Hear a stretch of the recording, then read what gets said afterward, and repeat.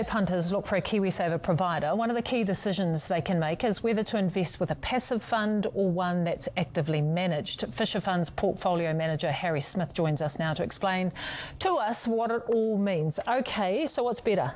Passive or active? Oh, straight into it, Jenny. You're straight in. I'll be here all day answering that question as I could be. Look, the summary is basically both have merits, right?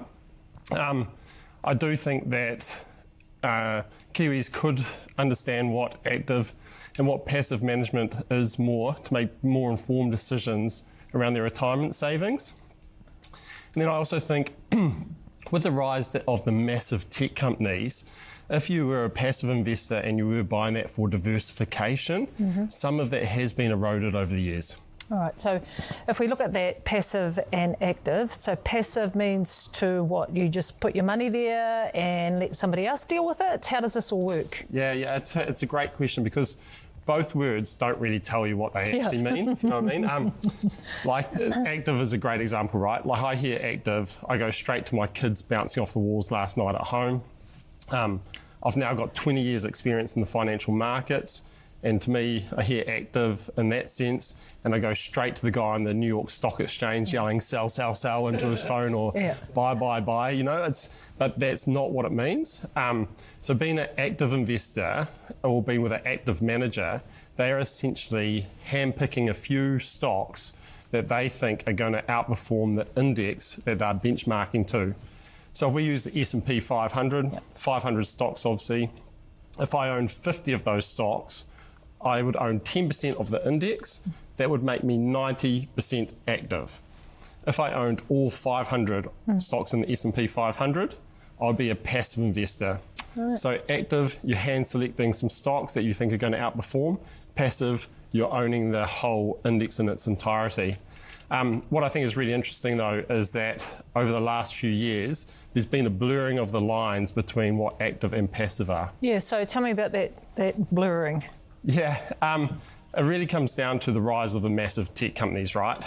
So one of the key benefits of being a passive investor is you've got this broad range of companies, right? You had a lot of diversification.